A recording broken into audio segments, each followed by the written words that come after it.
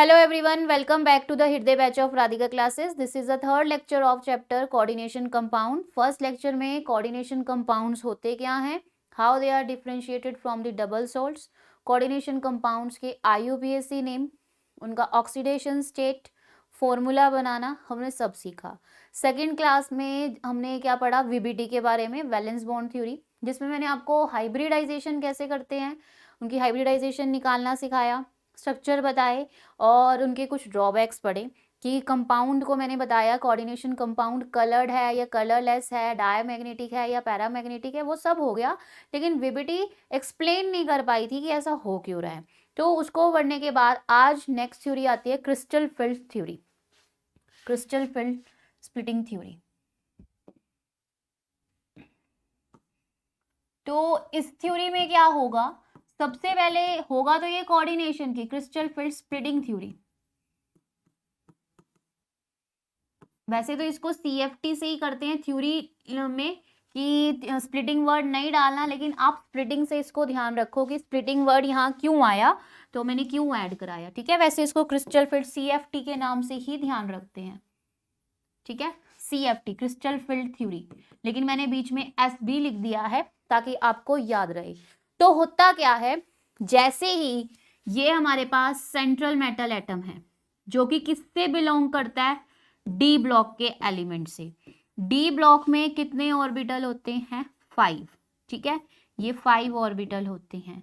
Ligand 4 हो या 6, ठीक है, 4 या 6, जैसे ही इनके इलेक्ट्रॉन इसकी तरफ कंट्रीब्यूट करते हैं, ये जो हमारा डी ब्लॉक में 5 ऑर्बिटल हैं ये टूट जाते हैं, ये स्प्लिट हो जाते हैं. ठीक है, तो पहला क्रिस्टल फील्ड में आपको यही बात ध्यान रखनी है.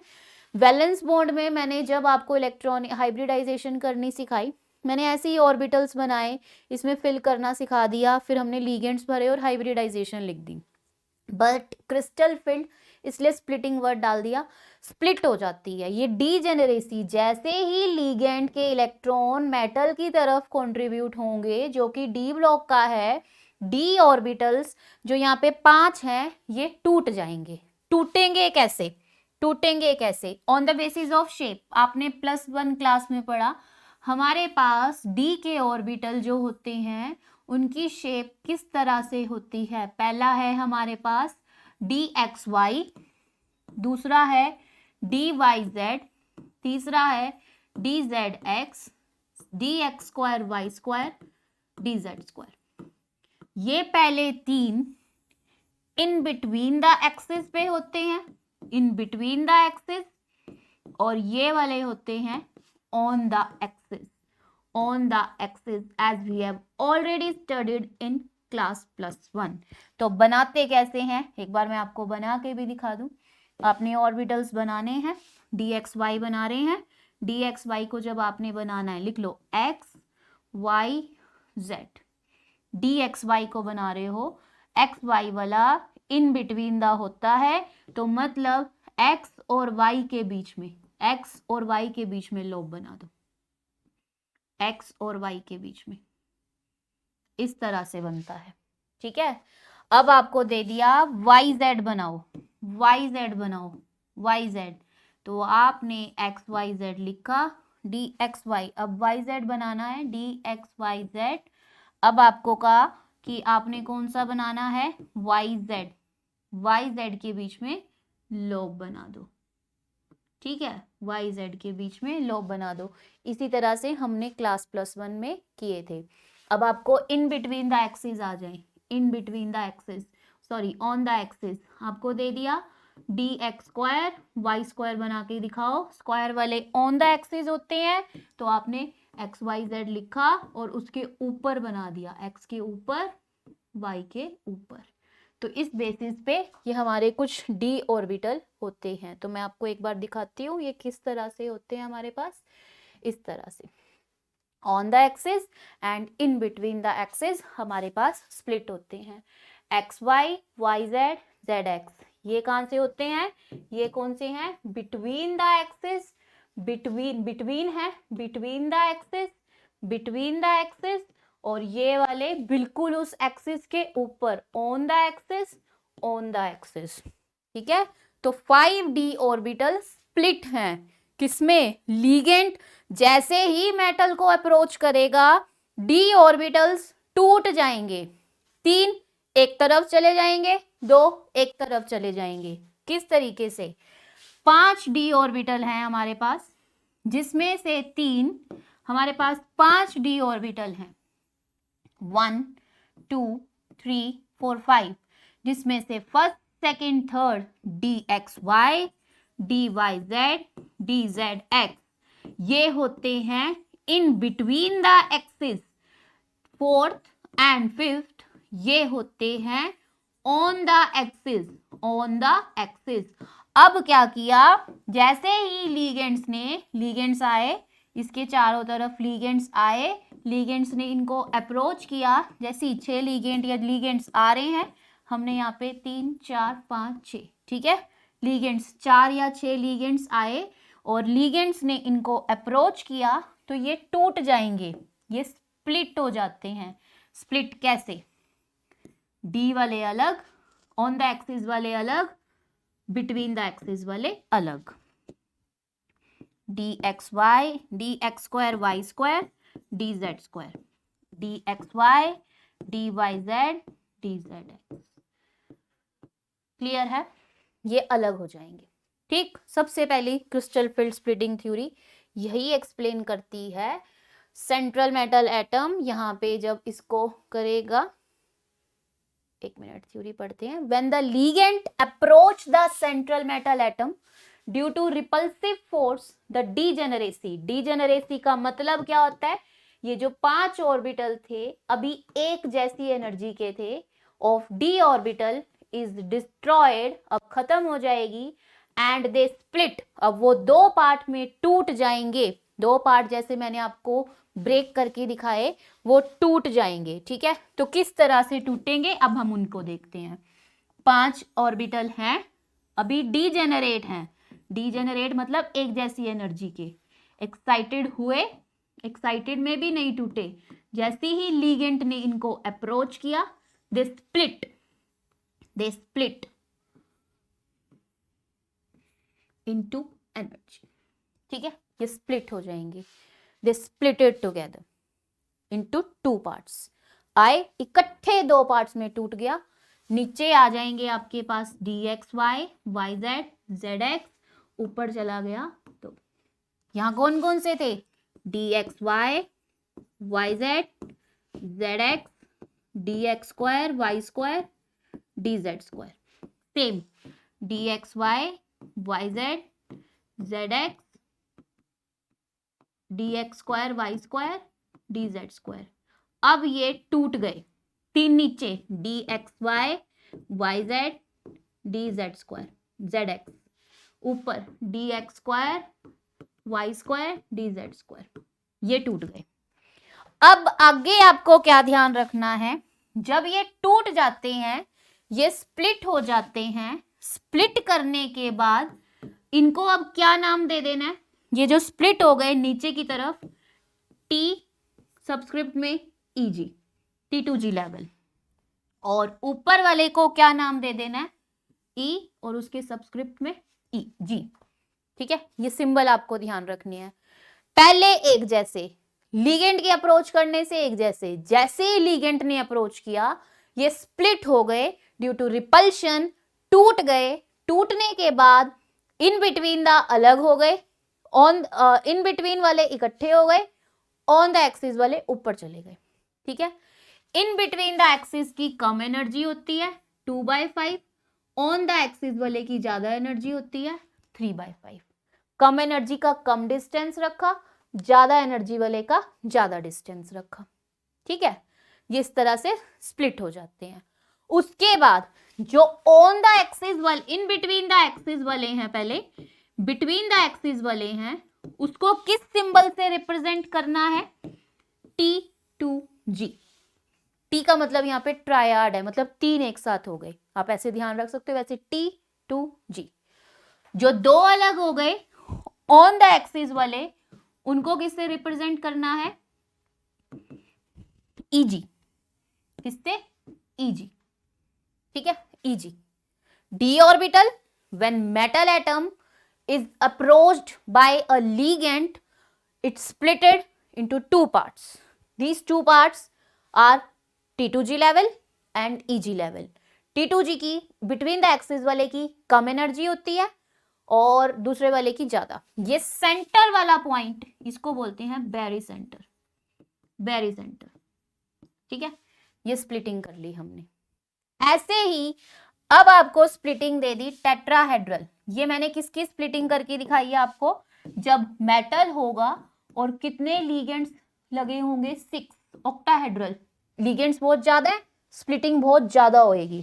स्प्लिटिंग बहुत ज्यादा होएगी. ठीक है, अब ऐसे ही स्प्लिटिंग करेंगे. ये मैंने टेट्राहेड्रल की स्प्लिटिंग करके दिखा दी आपको. ऑक्टाहेड्रल की स्प्लिटिंग करके दिखा दी. ऑक्टाहेड्रल कॉम्प्लेक्सेस की स्प्लिटिंग कर दी.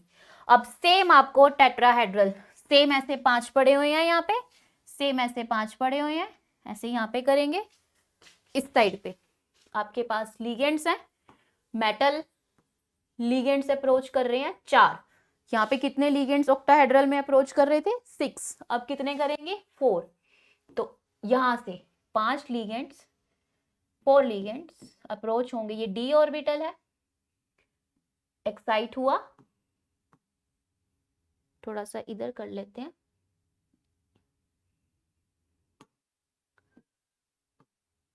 अप्रोच किया लिगेंड्स ने, लिगेंड्स आए. यहाँ पे कितने लिगेंड्स आ रहे थे? 6. यहाँ कितने लिगेंड्स आ रहे हैं? कम. तो अभी रिपल्शन थोड़ी कम होगी. अगर रिपल्शन कम होगी तो इसके अंदर जितनी स्प्लिटिंग थी, अगर ऑक्टाहेड्रल में इतनी स्प्लिटिंग हो रही है, ऐसी स्प्लिटिंग ज्यादा हो रही है, तो टेट्राहेड्रल में थोड़ी सी कम होती है. कितनी कम होती है? That is not in the syllabus. Competitive में पता होना चाहिए. अगर इसकी स्प्लिटिंग हो रही है 1 2 3 और ऊपर जा रही है EG लेवल, इस लेवल को बोलते हैं T2G लेवल, इस लेवल को बोलते हैं EG लेवल. बीच में होता है बेरी सेंटर, क्योंकि 6 लिगेंड अप्रोच कर रहे हैं. यहाँ पे 4 लिगेंड अप्रोच कर रहे थे, तो इसकी एनर्जी ज्यादा होती है, इसकी स्प्लिटिंग की एनर्जी कम होती है. दूसरी बात, इसमें थोड़ा सा रिवर्स ऑर्डर लगाना है. इसमें नीचे होती है आपकी E लेवल और ऊपर होती है आपकी T2G वाली लेवल. ठीक है, ये फर्क है.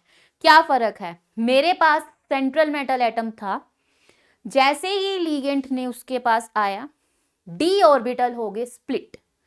ऑक्टाहेड्रल में 6 लिगेंड आ रहे थे, उसने ज्यादा स्प्लिट किया.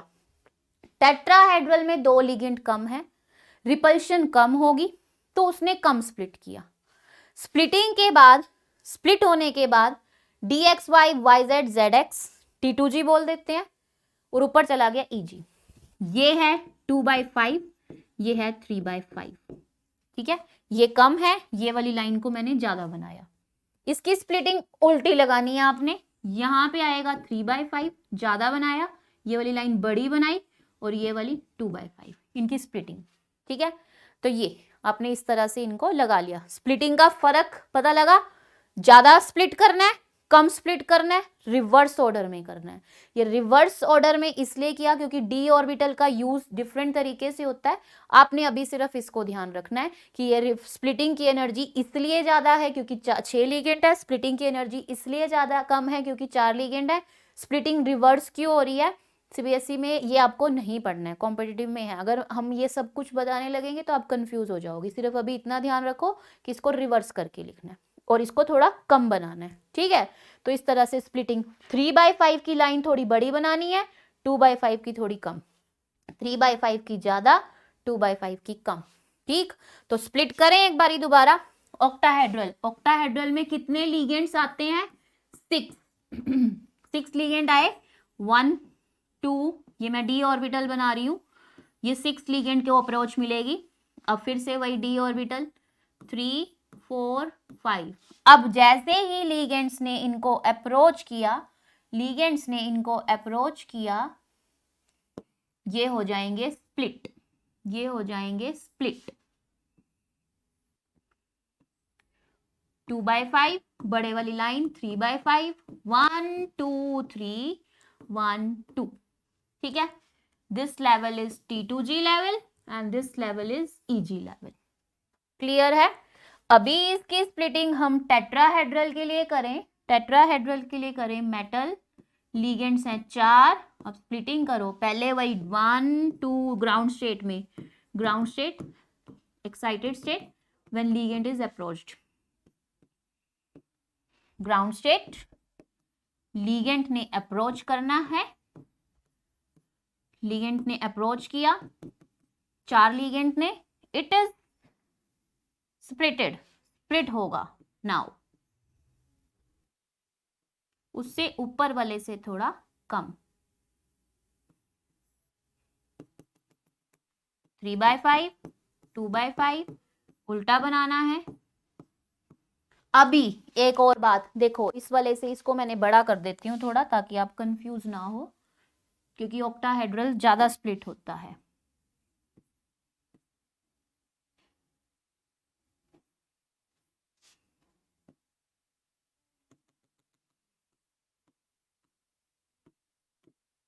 टू बाई 5, 3/5, तो दोनों का डिफरेंस आपको, ये ज्यादा स्प्लिट किया, ये कम स्प्लिट किया, नीचे छोटी सी लाइन, ऊपर बड़ी लाइन, नीचे बड़ी लाइन, ऊपर छोटी लाइन, 3/5 वाली बड़ी लाइन बनानी है। ठीक है, अभी एक और बात क्या ध्यान रखनी है, जब आप टेट्राहेड्रल के लिए बना रहे हो ना, तो आप इसको जैसे नाम दे रहे हो T2G, इसको नाम दे रहे हो EG, EG नीचे आ चुका है, बट आपने G नहीं लगाना, G नहीं साथ में लगाना।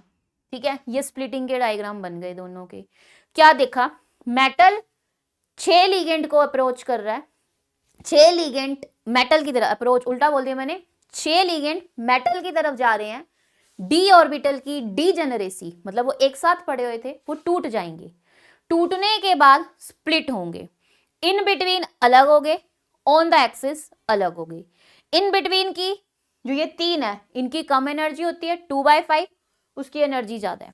ठीक है, स्प्लिट ऑक्टाहेड्रल वाले ज्यादा होते हैं, क्योंकि ज्यादा लिगेंड से अप्रोच कर रहे हैं as compared to tetrahedral. Tetrahedral में ऑन द एक्सिस वाले को नीचे बनाना है, और साथ में जी नहीं लगाना। क्यों नहीं लगाना जी?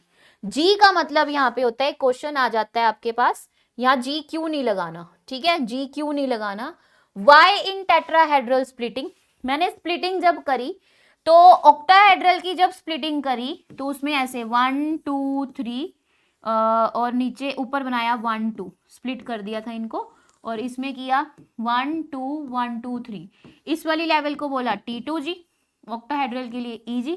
ये मैं मेटल जब लिगेंड्स हमारे पास कितने हैं, 6 हैं, उसकी बात कर रही हूँ।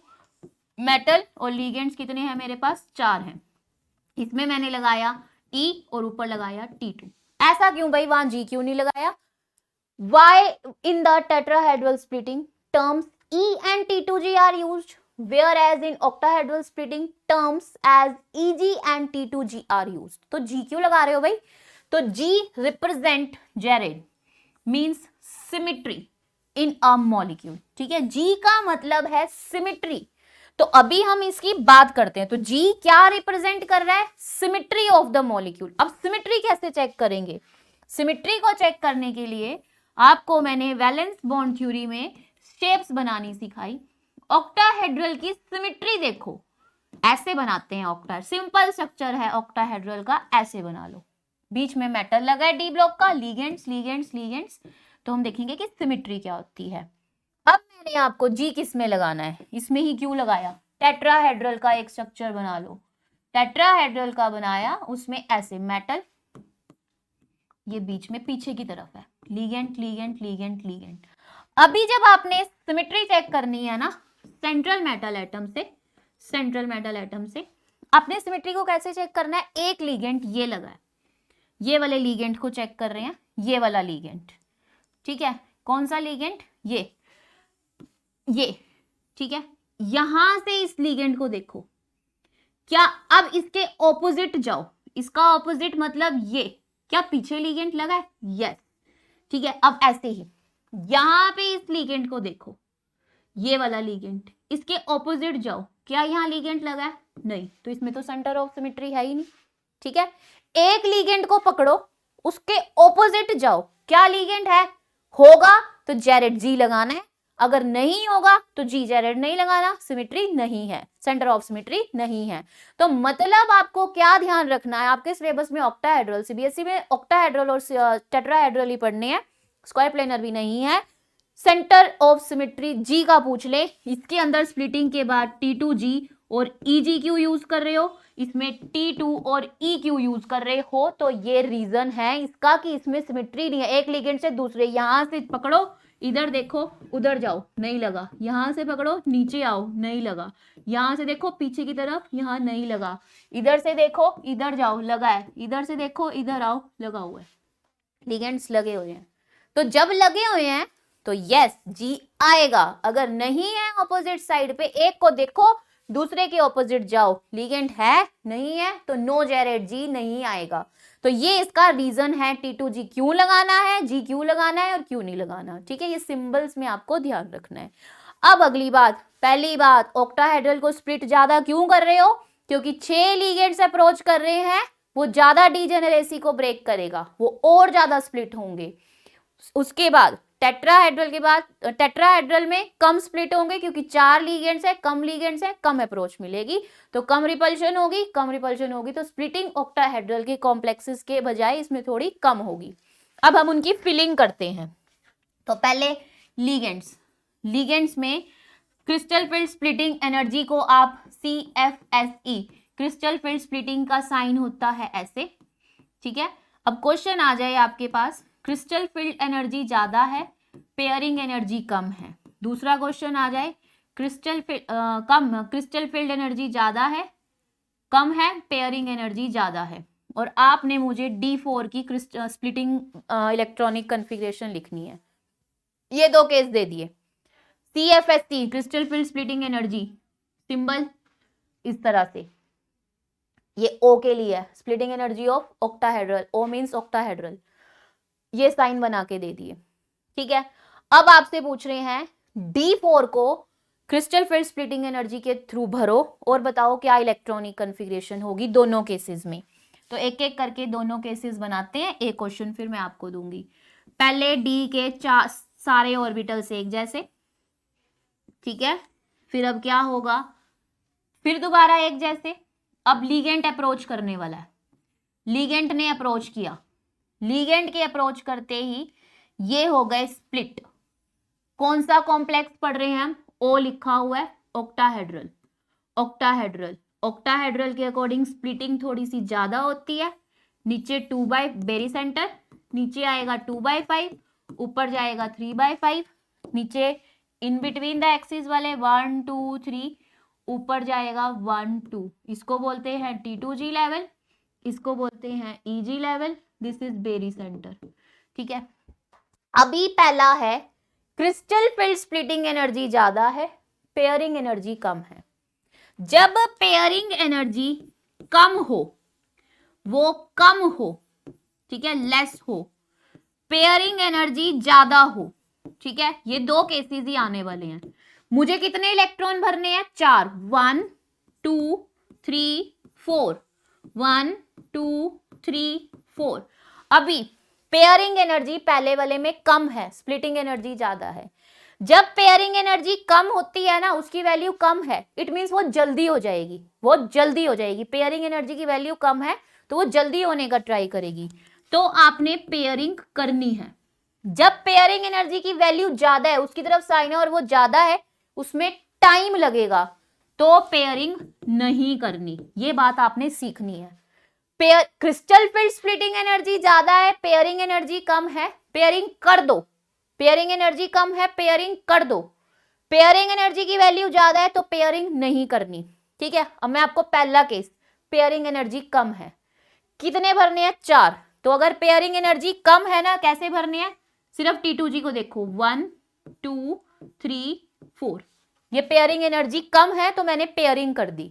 दूसरा केस, अब ये वाला बनाते हैं, फिर इनकी दोनों में डिफरेंस देखेंगे, 1 2 3 4 5, फिर से ये एक्साइट हुए, 1 2 3 4 5, अब ये स्प्लिट हो गए, बेरी सेंटर 2/5 3/5, 1 2 3 1 2, T2G EG। अब कितने भरने थे मेरे को इसमें? 4, 1 2 3 4, 1 2 3 4 ground state, excited state, when ligand is approach, splitted level. जब पेयरिंग एनर्जी कम थी तो मैंने पेयरिंग कर दी। दूसरा केस दे दिया जब पेयरिंग एनर्जी ज्यादा है, पेयरिंग नहीं करनी, तो कैसे भरने हैं?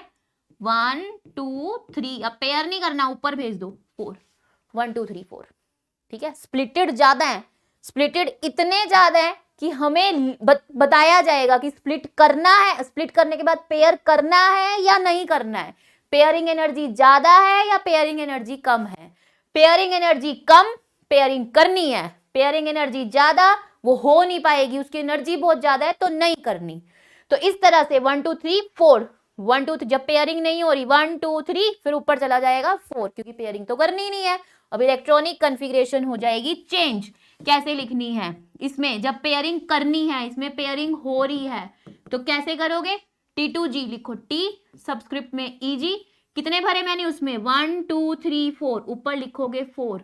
EG में तो एक भी नहीं भरा, E सबस्क्रिप्ट में G और ऊपर लिख दोगे 0, T2G 4 EG 0। ये कब का केस है? जब पेयरिंग एनर्जी कम है। ये कब का केस है? किसकी इलेक्ट्रॉनिक कॉन्फ़िगरेशन है? जब पेयरिंग एनर्जी कम है। अब पेयरिंग एनर्जी ज्यादा, जब मैंने पेयरिंग कर दी, नहीं करी, पेयरिंग एनर्जी ज्यादा थी तो नहीं करनी, तो क्या बनेगा? T सबस्क्रिप्ट में EG, ऊपर 3 EG और उसमें कितने भरे हुए हैं? 1। ये कब का केस है? जब पेयरिंग एनर्जी की वैल्यू ज्यादा है। पेयरिंग एनर्जी की वैल्यू ज्यादा है। तो फर्क आ गया ना दोनों की इलेक्ट्रॉनिक कॉन्फ़िगरेशन में? दोनों की इलेक्ट्रॉनिक कॉन्फ़िगरेशन में फर्क आ चुका है। कब पेयरिंग करनी है, कब नहीं करनी है, ये आपको मेंशन करके देंगे, बट आप कंफ्यूज ना हो जाओ। जब पेयरिंग एनर्जी कम, मतलब जल्दी हो जाएगी, बहुत कम वैल्यू है, आराम से हो जाएगी। जब ज्यादा तो उसको नहीं, मतलब कि चांस ही नहीं है उसके होने के। ठीक है, अब ना ये कैसे पता लगेगा? मतलब ये तो आपको D4 का केस बता दिया कि 4 फिल करने हैं। ऐसे ही आपने मुझे इलेक्ट्रॉनिक कॉन्फ़िगरेशन लिख के देनी है D5 की। D5 के दोनों, एक बार पेयरिंग एनर्जी ज्यादा है, ये केस बनाओगे, इलेक्ट्रॉनिक कॉन्फ़िगरेशन लिखोगे। एक बार पेयरिंग एनर्जी कम है। ये आपका फर्स्ट होमवर्क क्वेश्चन हो गया, जो आप करके दिखाओगे कि क्या इलेक्ट्रॉनिक कॉन्फ़िगरेशन आने वाली है। ठीक है, अभी पेयरिंग एनर्जी ज्यादा है, पेयरिंग एनर्जी कम है, और ये करना सिर्फ ऑक्टाहेड्रल के लिए ही है, ऑक्टाहेड्रल। ठीक, अब दूसरा क्वेश्चन आपको दे दिया Ni। अभी एक बार तो आपको बता दिया कि D4 के लिए, अब बताएंगे भी नहीं, खुद ढूंढो। NiCN6 -4। ठीक है, सबसे पहले कहा कि इसकी स्प्लिटिंग करो, स्प्लिटिंग करने के बाद इलेक्ट्रॉनिक कॉन्फ़िगरेशन बताओ।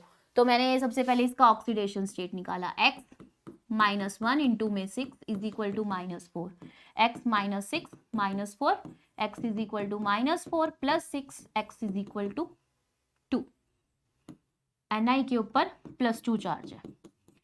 Ni electronic configuration, argon 3d6 8, 28 atomic number होता है, 4s2।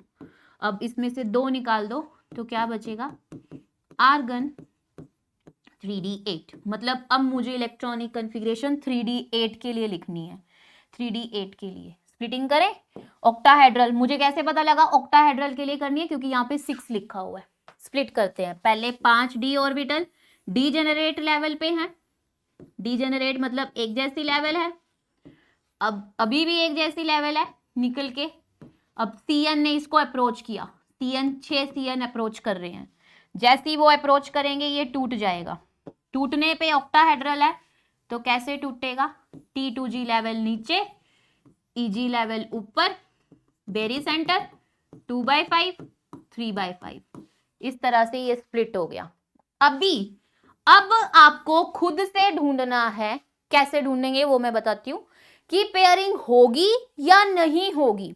एक बार वो सीधा बता रहे हैं, D4 का केस है, दोनों बताओ। पेयरिंग एनर्जी हो रही है तो इलेक्ट्रॉनिक कॉन्फ़िगरेशन क्या है, पेयरिंग एनर्जी कम है तो क्या है, पेयरिंग एनर्जी ज्यादा है तो क्या है। अगले केस में सिर्फ एक आपको कॉम्प्लेक्स दे दिया और उस कॉम्प्लेक्स के बारे में पूछा, सीधा पूछ लिया, ये इलेक्ट्रॉनिक कॉन्फ़िगरेशन निकाल के स्प्लिटिंग करके बताओ कि इसकी इलेक्ट्रॉनिक कॉन्फ़िगरेशन क्या होगी। तो सबसे पहले T2G और EG।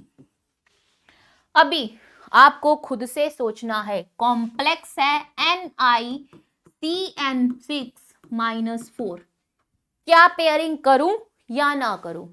तो आपको स्पेक्ट्रोकेमिकल सीरीज मैंने वीबीटी में ही पढ़ा दी थी कि CN 3 लिगेंड्स जो सबसे स्ट्रॉन्ग NH3CO CN जब कभी भी आ जाएं, ये स्ट्रॉन्ग लिगेंड्स हैं, स्ट्रॉन्ग लिगेंड्स पेयरिंग करते हैं। CN NH3CO को देखते ही पेयरिंग एनर्जी इनकी कम होती है। पेयरिंग एनर्जी कम का मतलब है ये लो स्पिन में रहने का ट्राई करते हैं। लो स्पिन में रहने के लिए इनको पेयर करना पड़ेगा ताकि +1 और -1 करके ये कट जाएं। CN को देखते ही, इन लिगेंड्स को देखते ही, इसमें से CN, तो मतलब जो आपके पास D8 ऑर्बिटल्स हैं उनकी पेयरिंग कर दो। पेयरिंग कैसे करेंगे? अगर मैंने पेयरिंग करनी है 1 2 3 4 5 6, एक मिनट, 1 2 3 4 5 6 7 8 इस तरह से भर दो। पहले नीचे वाले सारे भर दो, फिर ऊपर भेजो। पहले नीचे वाले की पेयरिंग करके भर दो, 6 तो भर गए, एक ऊपर बच गया। अब इसका नाम क्या बनेगा? इलेक्ट्रॉनिक कॉन्फ़िगरेशन क्या बनेगी? T2G और कितने आगे? 6EG2।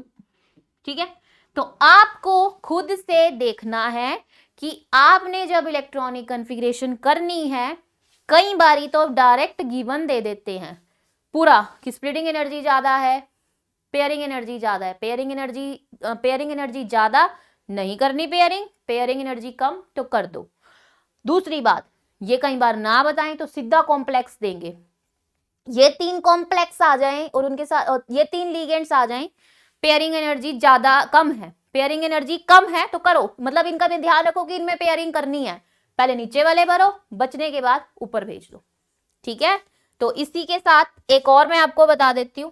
अब आपको दे दिया FeH2O+3, X वाटर का 0 होता है, इंटू में 6 +3, Fe के ऊपर चार्ज आ गया +3, Fe का एटॉमिक नंबर 26, आर्गन, फिर उसके बाद 3d6 4s2, Fe के ऊपर +3 चार्ज है, आर्गन 3 निकाल देंगे, 2 यहाँ से 1 यहाँ से, 3d5। स्प्लिट करने के बाद बताओ इलेक्ट्रॉनिक, तो 6 लगे हुए हैं, FeH2O6 टेट्राहेड्रल की बजाय ऑक्टाहेड्रल स्प्लिटिंग होगी और वो इस तरह से होती है 1 2 3 1 2, 2/5 3/5, T2G लेवल, EG लेवल। अभी मुझे कितने भरने हैं? 5 तो मुझे भरने हैं, बट मुझे ये देखना पड़ेगा पेयरिंग करूं या ना करूं, पेयरिंग करूं या ना करूं। तो उसके लिए लिगेंड को देखो, H2O, CN और CO, उसके अलावा जितने आ जाए, मतलब फिर भी स्पेक्ट्रोकेमिकल सीरीज देख के जाओ। वाटर तो लिगेंड वीक में ही आता है, वीक है तो वो हाई स्पिन में रहने की ट्राई करेगा। हाई स्पिन का मतलब है कि आपने पेयरिंग एनर्जी बहुत ज्यादा है, पेयरिंग एनर्जी ज्यादा है तो पेयरिंग नहीं होगी, पेयरिंग नहीं होगी तो कैसे भरे जाएंगे? 1 2 3, अब ऊपर, यहां नहीं भरने, अब ऊपर भेज दो 4 5। ठीक है, फिर इसके बाद अगर 6 होता फिर वो नीचे आता, 1 2 3 4 5, फिर नीचे आ जाता 6। तो यहाँ तो 5 ही थे, 1 2 3 4th यहां नहीं भरना क्योंकि पेयरिंग एनर्जी कम है, वो ऊपर चला जाएगा। तो क्या बनेगा? T2G सबस्क्रिप्ट में लिखते हैं 2G कितने 3, EG1, सॉरी EG2। ठीक, कर लोगे, हो जाएगा। ठीक, आपने सिर्फ इतना करना है। वैसे इसमें एक और भी चीज ऐड करते हैं, कॉम्पिटिटिव में सिखाते हैं, आपने सिर्फ इतना करना है। अब आपके साथ इसके बाद आपके लिए होमवर्क है, आपने मुझे इसकी स्प्लिटिंग करके दिखानी है +2। ठीक है, इसकी इलेक्ट्रॉनिक स्प्लिटिंग, इलेक्ट्रॉनिक कॉन्फ़िगरेशन लिख के दिखाओगे। ठीक, इसके बाद अब हम एक टेट्राहेड्रल की स्प्लिटिंग भी कर लेते हैं। टेट्राहेड्रल में क्योंकि वो कम टूटते हैं, कम अभी ब्रेक होंगे, एक तो EG नहीं लगाना, E लेवल, T2 लेवल, इस तरह से थोड़े कम ब्रेक करने हैं। 3/5, इसको थोड़ा नीचे ही बना लेते हैं। स्प्लिटिंग एनर्जी बहुत ही ज़्यादा कम होती है इसमें। ये थोड़ा बड़ा बनाना है, ये थोड़ा सा छोटा बनाना है, ठीक है। इसके केस में ध्यान रखना, नो पेयरिंग, पेयरिंग वाला कोई केस होता ही नहीं है इसमें, लो स्पिन कॉम्प्लेक्सेस बनते ही नहीं है, नो लो स्पिन कॉम्प्लेक्सेस, ठीक है। तो जो मर्जी कॉम्प्लेक्स दे दें आपको, आपने ये पेयरिंग पूरिंग वाला फंडा ध्यान नहीं रखना, वो सिर्फ किस में ध्यान रखते हो आप, ऑक्टाहेड्रल में। एक तो जी नहीं लगाना, या T2 लिखना है बस, और दूसरा पेयरिंग नॉन पेयरिंग वाला कंसेप्ट, कब पेयरिंग करनी है कब नहीं करनी, वो ऑक्टाहेड्रल के लिए, क्योंकि इसकी इतनी स्प्लिटिंग ही नहीं है, यहाँ कोई पेयरिंग प्योरिंग नहीं होने वाली, यहाँ सिंपल तरीके से भरे जाएंगे। जैसे आपको केस दे दिया NiCl4 -2, पता कैसे लगेगा टेट्राहेड्रल है या ऑक्टाहेड्रल है? लीगेंड्स को देख के, लीगेंड्स कितने हैं, 4, ये E नीचे T2 ऊपर, कम स्प्लिट करना है क्योंकि 4 हैं, 4 मतलब टेट्राहेड्रल वाला बनेगा।